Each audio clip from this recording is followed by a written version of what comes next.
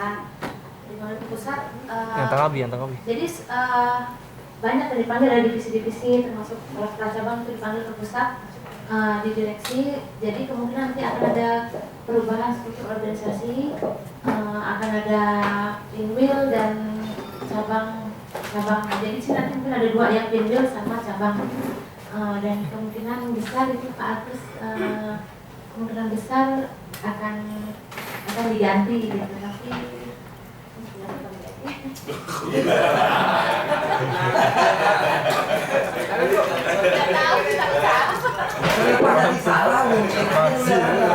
Kan dibenerin.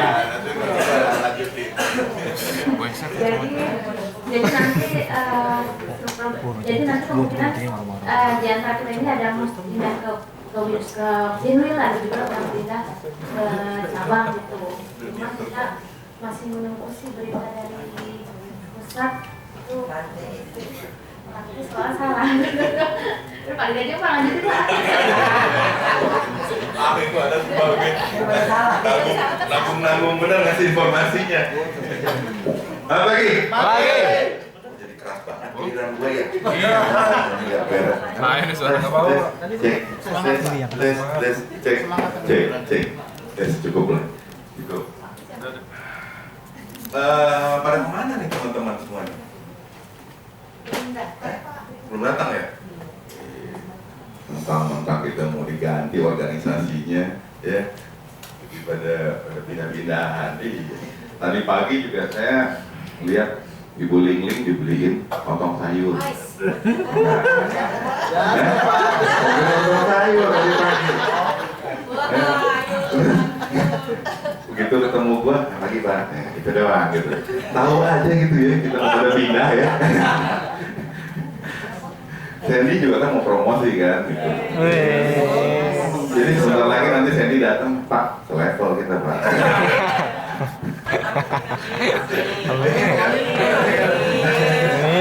Amin, itu doa saya. Ntar kejadian kayak Risat kan begitu dulu. Di Kemayoran satu tim sama kita, giliran pindah-pindahan dia pindah ke mana? Jakarta Timur. Dari Jakarta Timur. Langsung yang dicari pertama kali adalah Pak Eko. Kenapa dicari sama Pak Eko?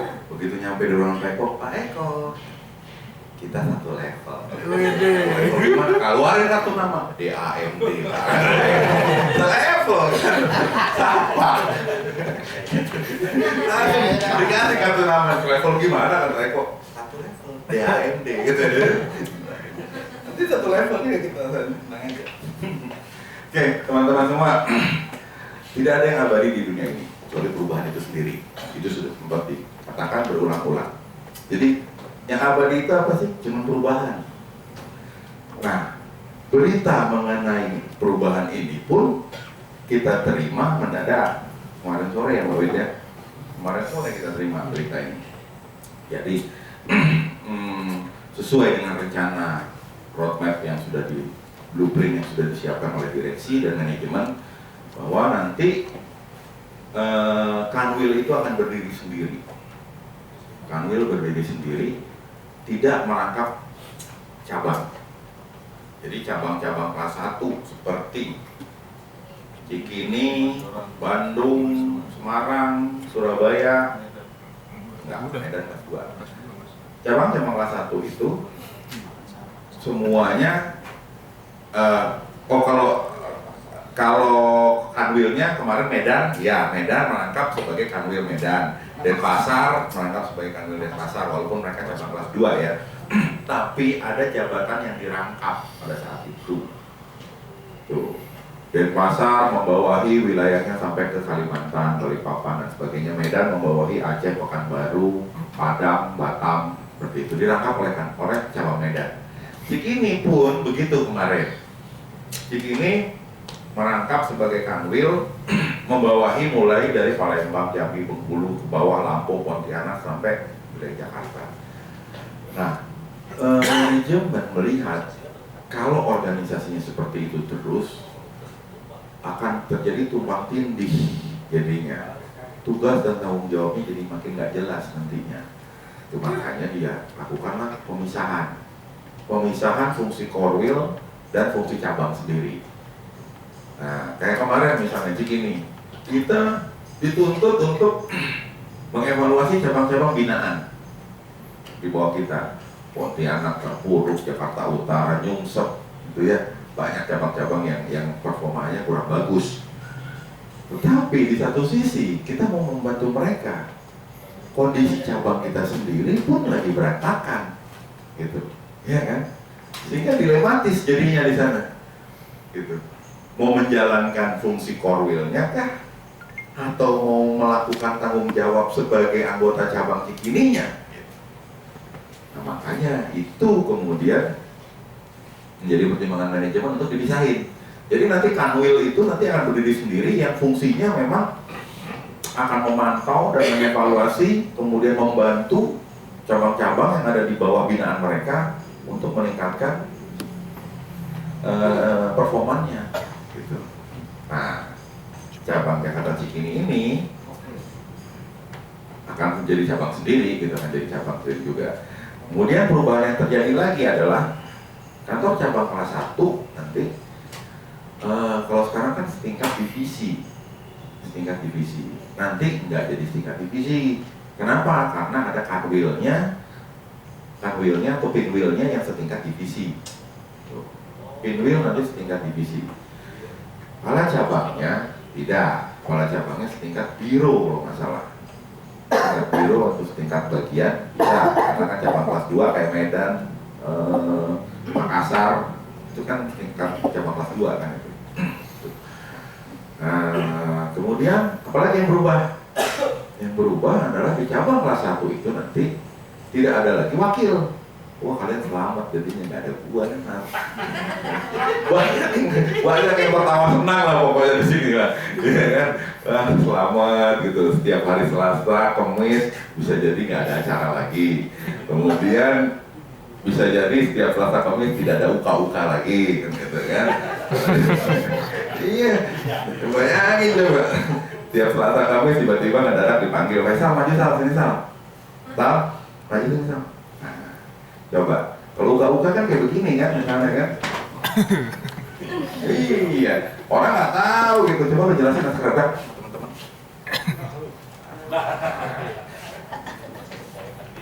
Ya, selamat pagi. Untuk kartu kredit sendiri itu asuransi kredit perdagangan. Contohnya untuk modal usaha dagang, kalau misalnya ada suatu pabrik untuk membutuhkan biaya untuk mengembangkan usahanya, bisa ke Askedap.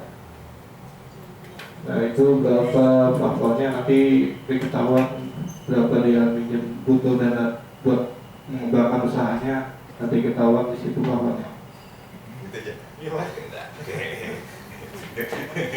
Iya kan?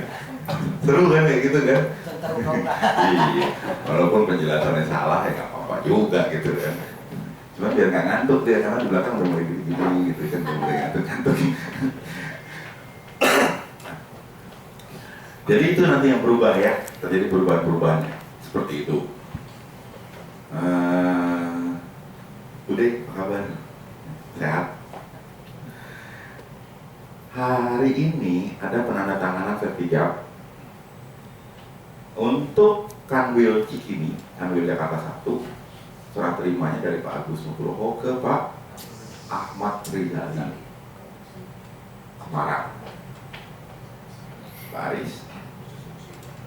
Kemudian Kacap Cikini, serah terimanya dari Pak Agus ke Pak Henry Saban, Medan. Tuh.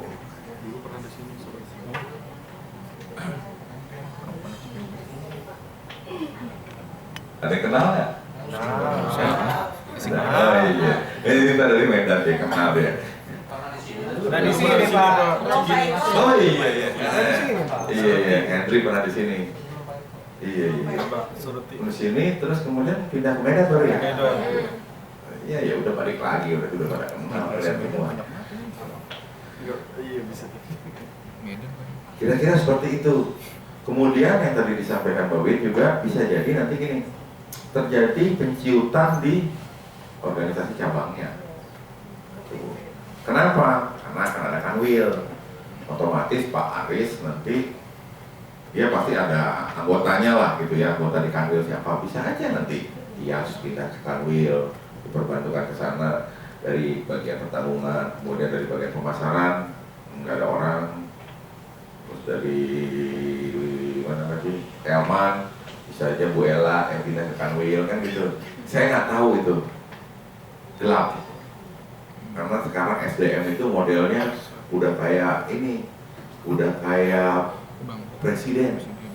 Presiden mau manggil menteri, ya nggak? Malam baru ditelepon. Jam 8 kantor pusat. Pakai jas. Nah, jelas tuh. Oke, presiden melantik menteri kan begitu kan, malam-malam jelang jam 12 udah kayak kenaikan BBM aja gitu kan. Dan jam 12 kurang 1 menit baru dihubungin. Kira-kira seperti itu, teman-teman semua. Perubahan-perubahan organisasi yang akan terjadi di kita.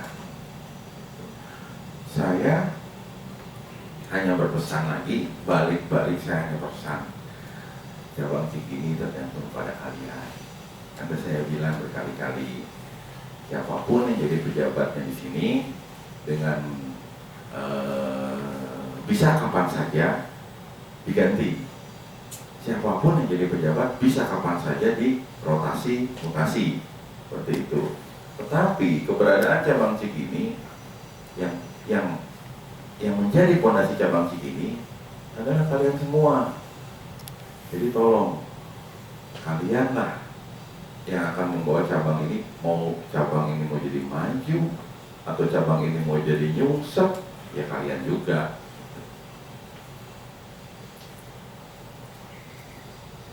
Nggak ada gunanya nilai-nilai budaya kita dengungkan setiap pagi kalau tidak kita terapkan atau tidak kita implementasikan, ya. Yang harus kalian pelajari terutama adalah marketing, karena nanti sebagian akan diciutkan seperti yang sudah saya bilang kemarin, diciutkan dari posisi-posisi analis, administrasi, akan diciutkan, akan dilempar ke marketing. Kalian wajib bisa jualan semuanya. Jadi UK-UK-nya nanti bukan sama saya lagi, UK-UK-nya sama nasabah nanti. Pertanyaan-pertanyaannya akan timbul nanti dari nasabah. Bersyukur atau mudah-mudahan sih, doa kalian kuat, ketemu nasabah yang gak kenal sama direksi. Iya kan? Kalau lo ketemu nasabah yang kebetulan kenal dengan direksi, begitu kalian menjawabnya, baik Pak, nanti saya akan bawa dan tanyakan dulu kepada atasan saya. Ya kan? Kira-kira ditanya gitu ya. Coba dong, saya pengen tahu asuransi kredit perdagangan itu apa sih? Oh ya Pak, baik. Kebutuhan Bapak berarti asuransi kredit perdagangan ya Pak. Kalau gitu nanti Pak saya akan sampaikan kepada atasan saya Pak. Kira-kira apa yang akan terjadi sama dia? Itu kalau jawabannya seperti itu. Kan kemarin udah simulasi kan, ada teman-teman yang menjawabnya seperti itu. Baik Pak, saya akan tampung dulu. Baik Pak, saya akan coba, saya akan minta data-data Bapak dulu. Kalau misalnya yang kalian temukan itu temannya direksi, waduh, lambaikan tangan ke kamera aja mendingan ya. Itu, tolong kalian kuasai produk, ya, produk kuasai benar-benar. Handling objection, FAO, ya. Frequently asked question, apa namanya itu ya, pertanyaan-pertanyaan yang biasanya sering muncul pada saat produk tersebut ditampilkan. Kalian kuasai jawaban-jawaban, ya. Yang pertama itu. Yang kedua, pesan saya, mungkin ini saya ngomong terakhir nih, mungkin. Ya sekarang kan masalahnya udah diganti semua nih. Gak lama bentar lagi SK saya, SK-nya Pak Gus Dur mungkin, SK-nya Eko mungkin pada nyusul. Karena kan tidak ada perubahan ini. Yang kedua adalah tertib di administrasi. Ya. tolong kalian tertib di administrasi kalian. Dan kalian saya pesenin, jangan pernah mau melakukan suatu perintah dari atasan kalian by lisan.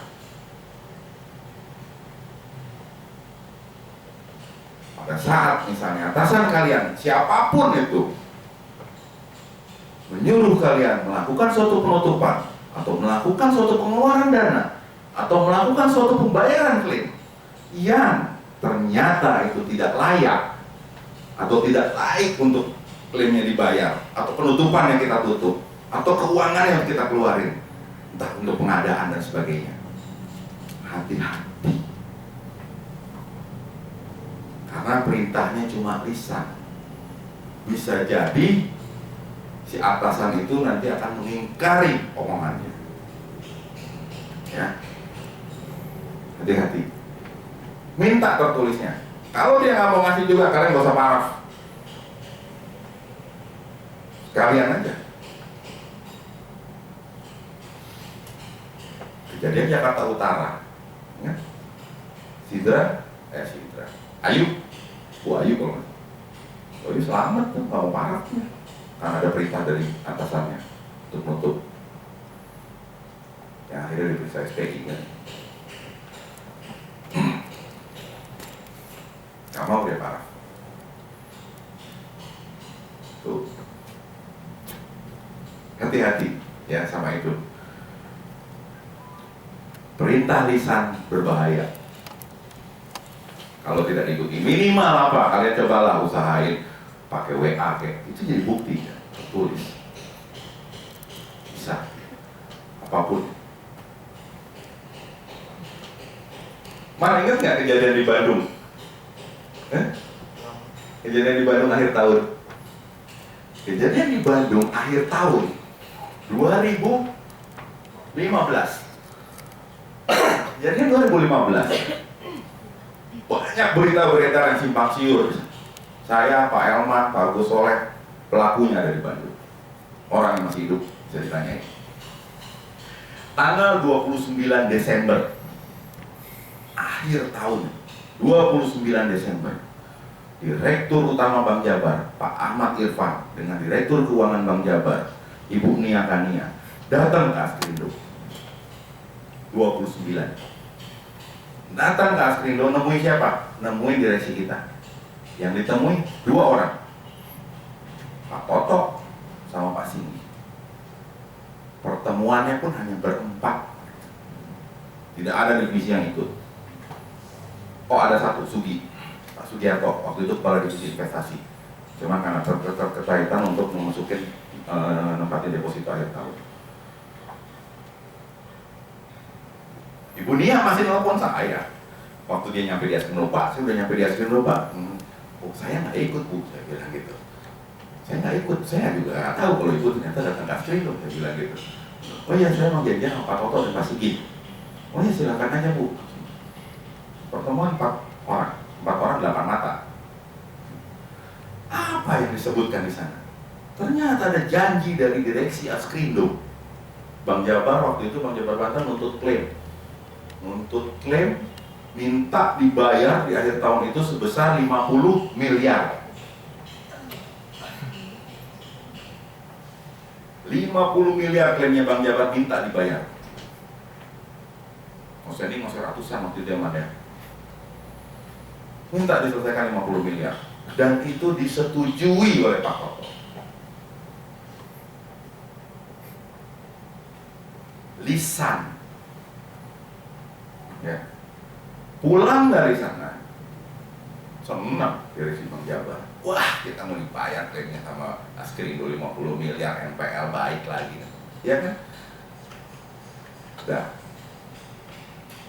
Sorenya, Pak Singgi telepon saya menanyakan masalah klaimnya Bank Jabar. Saya jawab dengan data yang ada, karena sebelumnya sudah diminta juga oleh beliau. Gitu. Dan diminta, saya bilang sama Pak, datanya seperti itu. Klaimnya offsetting sekian dan sebagainya, sebutin. Perintah beliau apa? Perintahnya Perintahnya adalah tolong kejar recovery. Nih, masih ada. Saksi hidupnya masih ada kok. Waktu itu Pak Singgi telepon, saya buka speakernya. Saya bilang, Pak Elman dengerin. Pak Singgi minta kita kejar ke P2K, ya. P2K. Bagian Bank Jawa Barat itu penyelamatan kredit di situ, P2K namanya. Pak Adam, kejar ke sana. Recovery-nya, karena recovery kecil banget ya man ya, itu nggak nyampe 1% kalau nggak salah. Perintahnya adalah kejar recovery-nya, tidak ada perintah bayar klaim. Sama sekali. 29 sore menjelang jam 5 sudah mau pulang di taman, ya. Pak Elman, saya panggil kepala seksinya waktu itu Pak Adi, Adi Gendut, Adi siapa itu namanya? Adi Rene ya, nah, si Adi berdua dengerin itu speaker gua buka, Pak Singgi ngomong apa.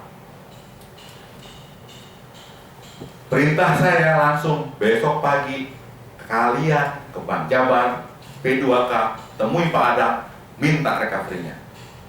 Agunan mana yang sudah dieksekusi, tagih, bawa data kita.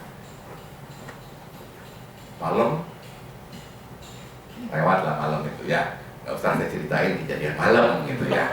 Malam kan ya kalian udah dewasa semua gitu. Jadi kejadian malam skip aja.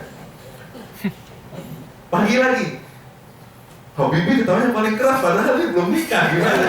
Saya nggak ngerti nih apa yang dilakukan Habibie pada malam hari gitu. Nonton. Pantes sabun habis terus.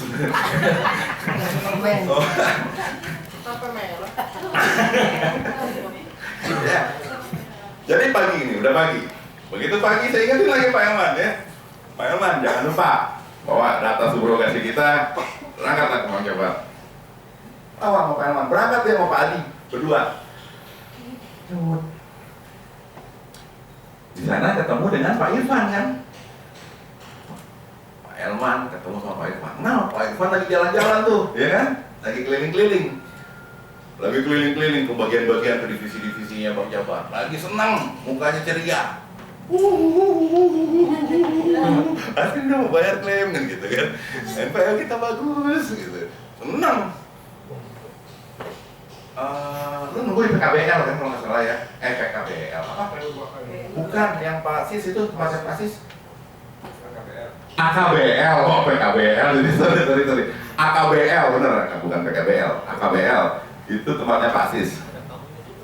Nunggu lah dia di AKBL di sana, di ruang tunggunya. Pak Irfan kebetulan dari ruangan sana, iya kan? Keluar ketemu kan lo di ruang tamunya. Saya diceritain Pak Elman soalnya saya waktu itu nggak ikut. Ketemu Pak Elman, ngobrol-ngobrol. Bentar dari mana? Askrindo. Oh Askrindo, wah disambut luar biasa. Askrindo udah kayak raja minyak yang datang ya nggak? Udah kayak raja minyak. Makan, minum ya nggak? Ditawarin makan, ditawarin minum, ditawarin sarapan, semuanya ditawarin. Ini gimana nih? Kasih sarapan, kasih minum. Pokoknya di servis. Kemudian keluar air minum aja Pak. Air minum aja. Karena waktu itu ditanya, gimana Askrindo? Jadi bayar klaim hari ini, ya kan? Ditanya begitu. Jadi bayar klaim hari ini 50 miliar. Elman bengong maksudnya. 50 miliar.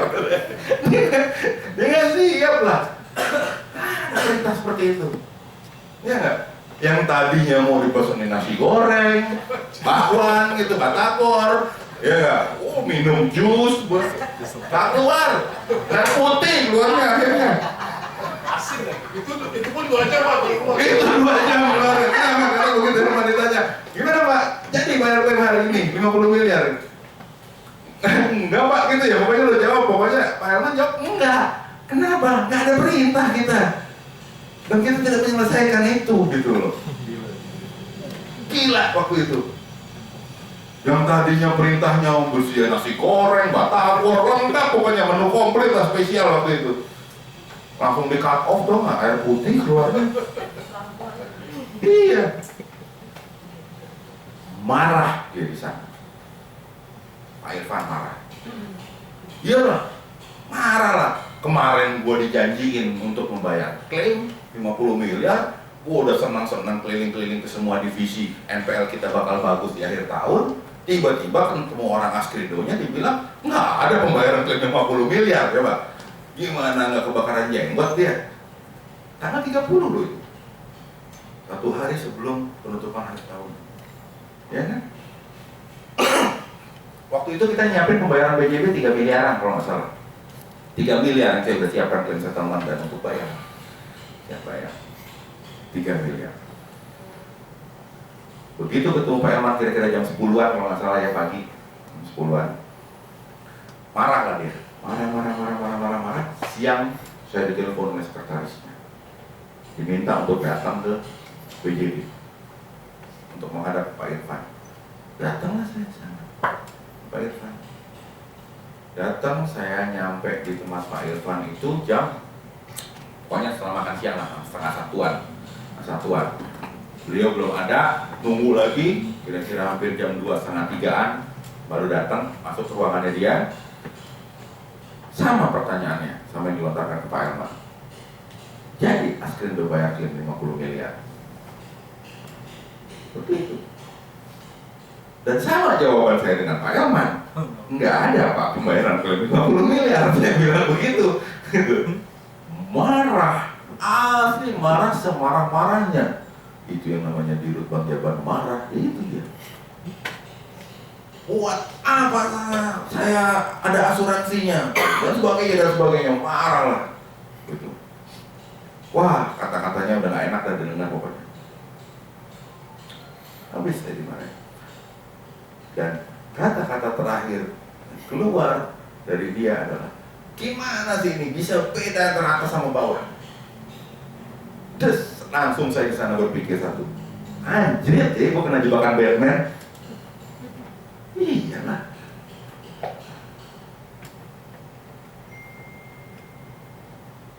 Hebat banget itu jebakan Batman-nya. Dah. Pulang dari sana, saya langsung nelfon siapa? Pasti ini saya telepon. Kak, saya bosan dimarahin Pak Evan, cerita semuanya saya ceritain detail-detailnya. Terus jawaban Pak Singgi apa?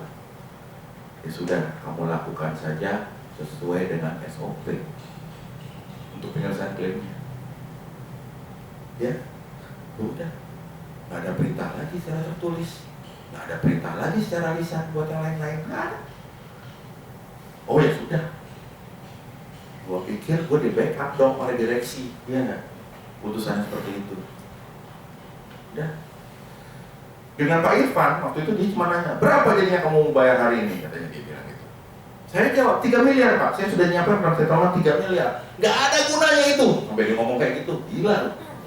Gak ada gunanya, dia dari 50 ke 3 miliar. Seberapa aja, 10 jadi.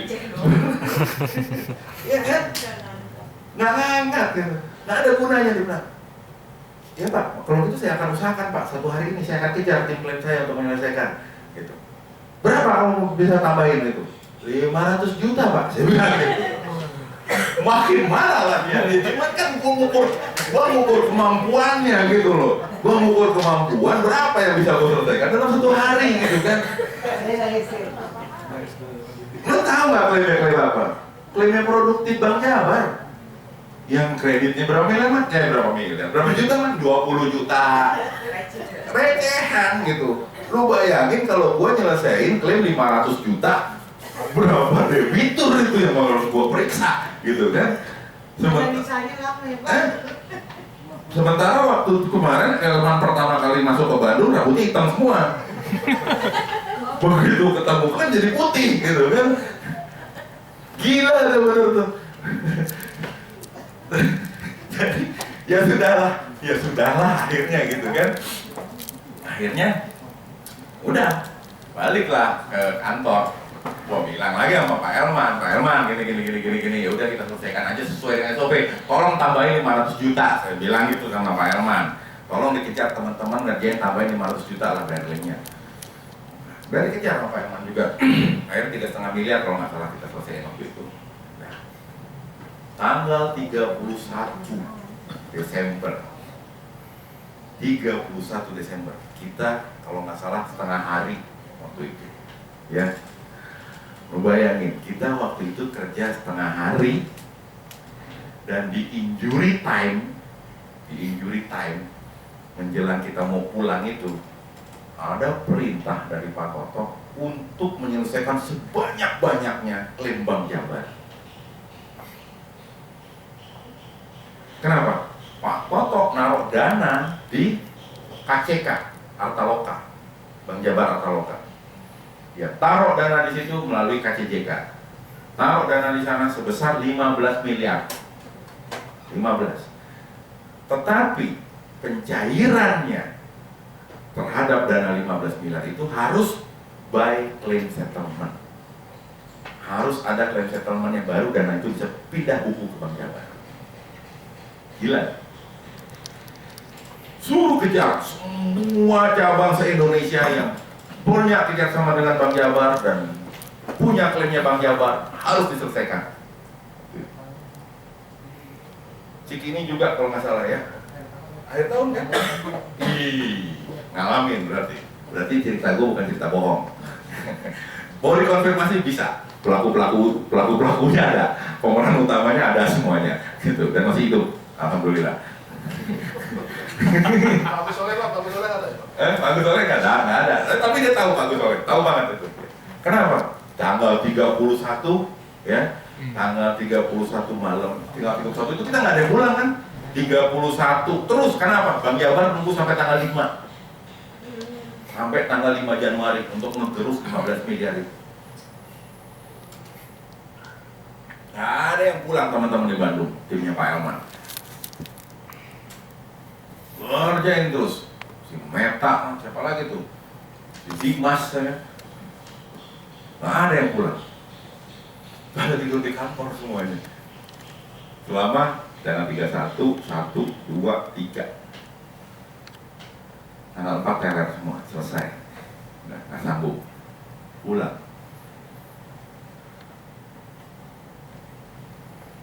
Nggak tercapai juga 15 miliar.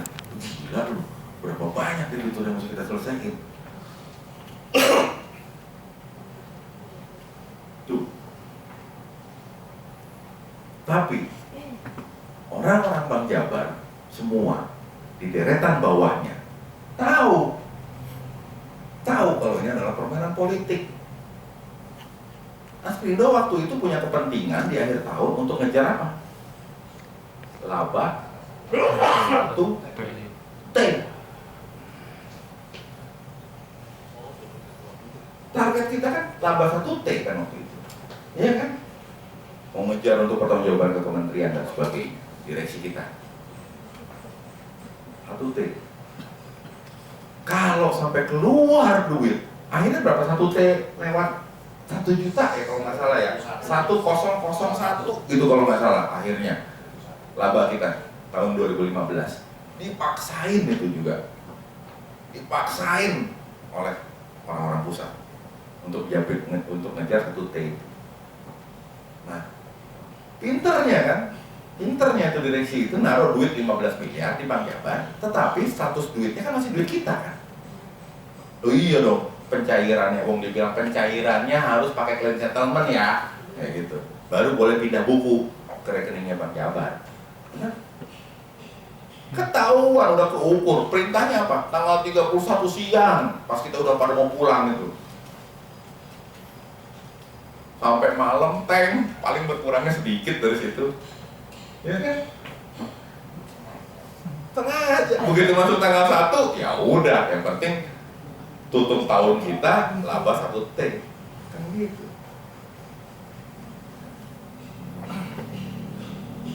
Direktur Bank Jabar operasional Pak Beni, dulu direkturnya Bank DKI. Kenal saya, telepon. Sorry ya deh, dia telepon saya. Lu jadi korban. Dan itu dia telepon pada tanggal berapa? Tanggal 30. Setelah saya dimarahin sama Pak Irfan. 30 sore, begitu saya udah balik ke kantor, dia telepon. Sorry, lu yang jadi kena. Pak Agus Kurniawan, direktur kreditnya, nelfon saya juga. Jajaran direksi di bawahnya tahu permainan politiknya ini. Gila ya. Akhirnya apa? Itu masuk tahun depannya, 2016. Direksi ketemu direksi lagi kan. Lo kagak bener lo. Kan direksi pejabat kan marah kan pastinya kan. Lo gak bener lo, janji-janji surga lo, palsu janji lo katanya. Bukan gua. Tuh, orang-orang Bandung tuh gak bisa ngerjain. Selesai dong.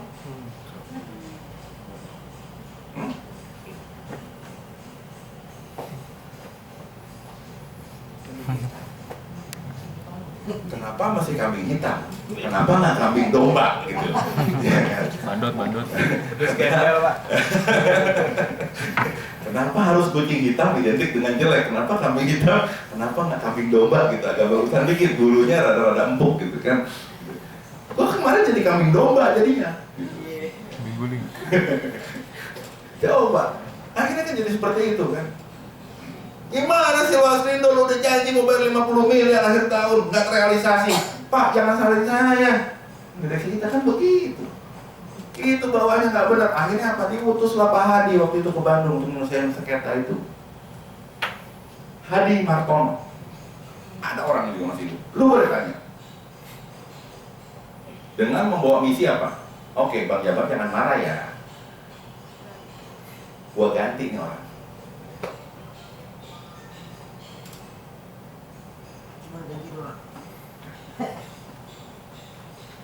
Dan dengan janji untuk membayar klaim lagi gitu loh. Seperti itu. Pak Hadi dia nggak mau dalam posisi lemah waktu itu. Dia waktu itu minta barter. Si Gede diganti, saya minta Pak Adang diganti. Karena subrogasi kita jelek, ya. Recovery kita jelek waktu itu dari Bang Jabar. Tuh.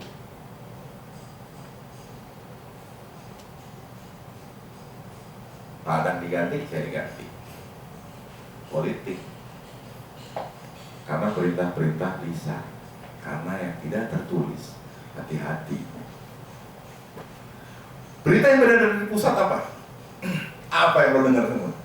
Si Gede berantem sama Pak Irfan. Si Gede marah-marahin Pak Irfan. Si Gede bikin masalah sama Bang Jabar. Itu yang beredar.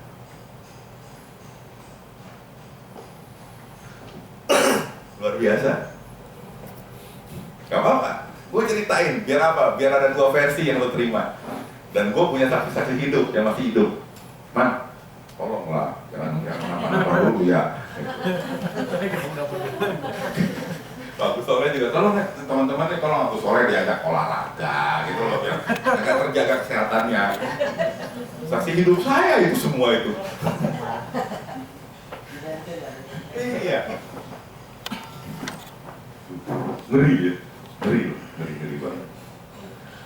Dan itu dimanfaatkan peluang itu oleh orang-orang yang pengen menjatuhin. Akhirnya ya udah, itu diangkat semuanya. Yang kedua, saya ada kasus yang kedua yang di Bandung. Saya tersandra dengan suatu penutupan yang sekarang lagi proses klaim. Penutupan apakah itu? Penutupan sewa kapal. Hati-hati nih teman-teman ya. Ternyata kasusnya begini. Ini sharing pengalaman juga sama kalian pada underwriting. Jadi gini, di Bandung waktu itu ada suatu penutupan untuk sewa kapal. Sewa kapal dipergunakan untuk apa? Untuk pendalaman alur, pendalaman laut, pendalaman ngeruk laut, ya ngeruk laut di Surabaya. Pelabuhan apa itu di Surabaya itu? Perak. Tanjung Perak sana lah pokoknya. Angkatan laut lah pokoknya daerah situ ya. Pendalaman alur namanya. Dia ngeruk, semua clean, dokumen clean semua, lengkap. Dokumentasi lengkap. Kemudian pelaksanaan dulu awalnya. Pelaksanaan itu ditertibkan. Pelaksanaan itu kewenangan siapa? Kewenangannya kepala seksi. Karena 10 miliaran, 9, sekian. Waktu itu kepala seksi masih punya kewenangan sampai 10 miliar. Ya nggak? Suatu jaminan pasti yang terbit duluan pelaksananya dulu nih. Pelaksanaan udah terbit duluan. Das, keluar 9, sekian.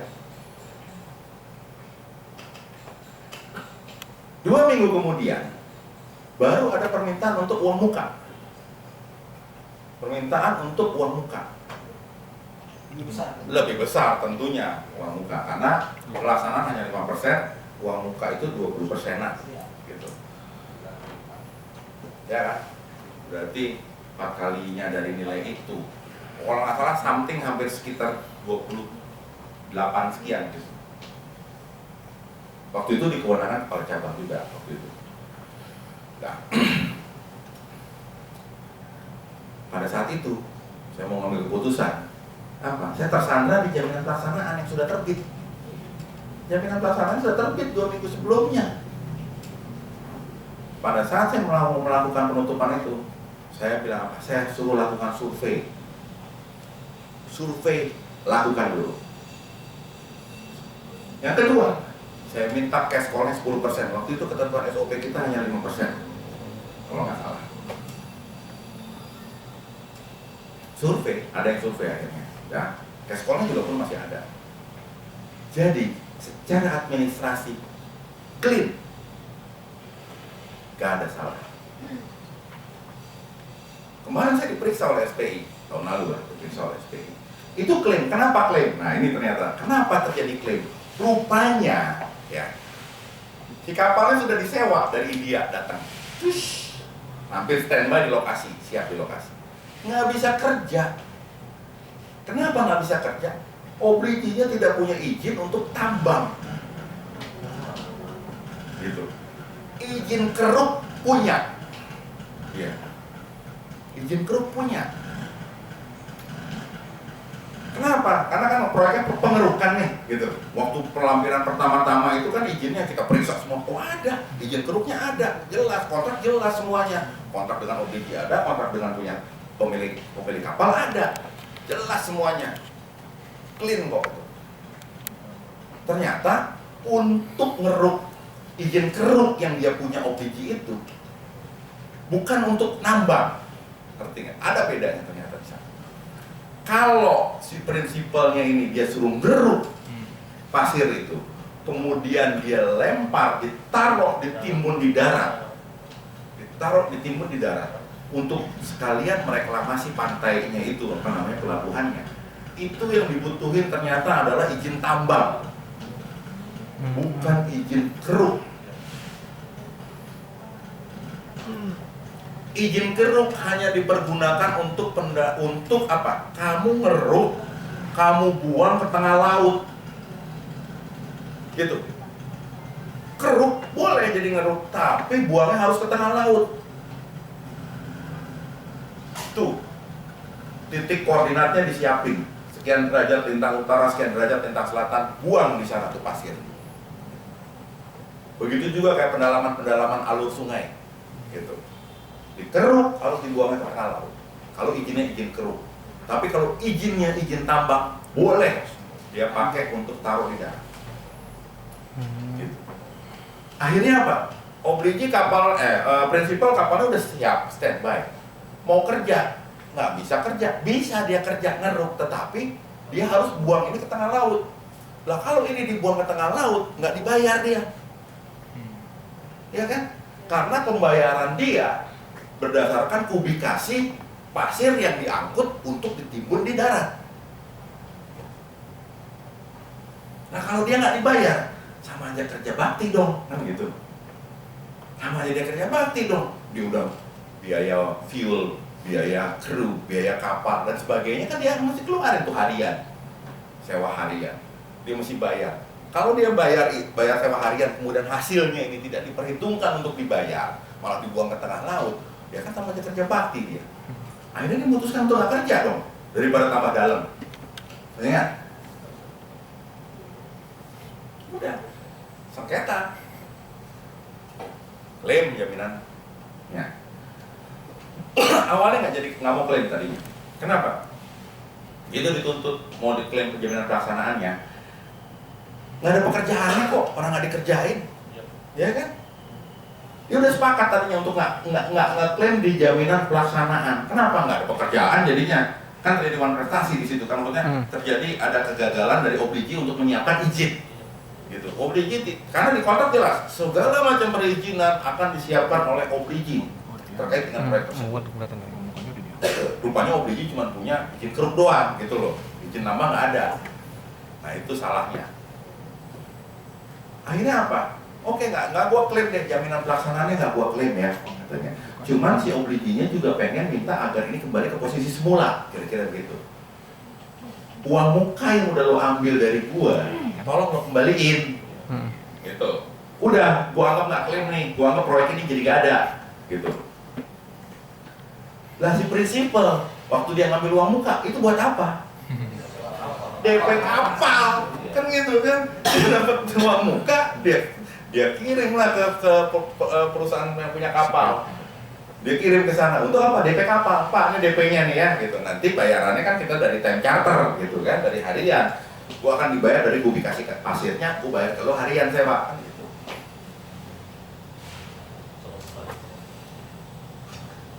Finish akhirnya, nggak ada kata sepakat. Ya si prinsipal mau kembali dari mana? Wong duitnya udah masuk ke pemilik kapal kok, gitu. Akhirnya rame, ya udah kalau gitu kita ramein aja katanya. Klaim, dua-duanya diklaim pasaran uang muka. Sekarang masih persidangan. SPI meriksa saya, bingung. Kenapa? Dokumentasinya lengkap kok. Si gede salah apa ya? Nggak salah sebenarnya. Bahkan waktu itu gue ditohok waktu itu sama siapa? Sama anak buah gue, kepala bagian dan wakil gue. Dulu kepala bagian di sana Arif Proboryanto, ada yang kenal nggak? Ada. Wakil saya siapa waktu itu di sana? Karino. Pada saat pemeriksaan SPI mereka bilangnya apa? Saya tidak dilibatkan Pak oleh Pak Gede atas proyek ini, tidak diajak diskusi dan sebagainya. Saya tidak, itu cuma Pak Gede sama Pak Valen doang katanya yang ngerjain proyek itu. Mereka ngomong seperti itu, tau nggak, ke SPI. Tanya Aang, orangnya juga masih hidup kok, ada yang meriksa Aang kok itu. Gila loh, nilai segitu tidak melewati mereka katanya.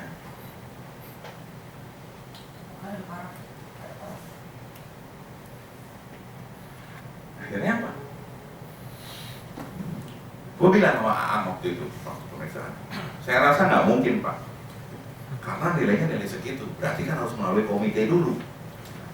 Gak mungkin mereka nggak tahu, nggak mungkin dari Pak Valen, dari analis Pak Valen itu langsung ke saya, nggak mungkin itu, saya yakin nggak mungkin. Untungnya apa? Untungnya ya itulah rezeki anak soleh kali ya, gitu, orang baik. Ternyata ada juga kebaikannya juga ternyata. Pak Aang bilang, iya Pak, ternyata Bapak benar memang. Ini ada memonya. Ada memo untuk survei yang saya mintakan untuk survei pada saat penutupan saya disposisi untuk survei, dan memo untuk berangkat surveinya, ya, yang buat itu adalah Pak Karino. Berarti dia tahu dong proyek itu. Terus yang ngeliatnya bilang sama SPI nggak tahu, ya kan? Coba. Dia bilang begitu, saya nggak tahu Pak proyek ini. Pak Arif Proboryanto parafnya ada di situ. Memo survei menunjuk disposisi ini atas analisa sekian ini. Dengan ini kami mohon izin untuk dilakukan survei. Yang survei waktu itu Budi sama si Valen. Tunjuk 2 orang nama. Gue sendiri lupa memo itu. Lupa. Yang ngebuka itu Pak Aang. Iya Pak, Bapak benar Pak. Mereka tahu kok. Ini ada memonya. Tunjukin itu. Ya udah, alhamdulillah Pak, syukurlah. Untung Bapak ngeluarin itu. Saya juga udah lupa memo itu, saya bilang gitu. Tuh, gila ya, bisa sampai kayak begitu ya. Mereka berdalihnya mereka tidak dilibatkan di proyek itu. Tapi nggak apa-apa, mungkin karena kebohongan itu mereka bisa pada naik. Mungkin kita di sini perlu banyak bohong kali ya, biar bisa cepat naik jadi kepala divisi. Ya, kira-kira itu. Jadi tolong teman-teman hati-hati sama penutupan juga. Ini pengalaman di kapal nih, pengalaman di kapal kira-kira seperti itu. Rupanya nggak cuma izin keruk yang dibutuhkan, tetapi izin tambang. Gitu. Makanya ini yang saya minta, tolong kalian pelajari peraturan-peraturan migas, peraturan-peraturan tambang dan sebagainya mengenai ketentuan regulasi itu. Tuh. Tadi gue sampai mana ya? Masalah perintah lisan dan sebagainya. Yang ketiga administrasi ya, administrasi tolong dirapihin ya. Yang keempat, tolong kalian jaga kesehatan kalian ya.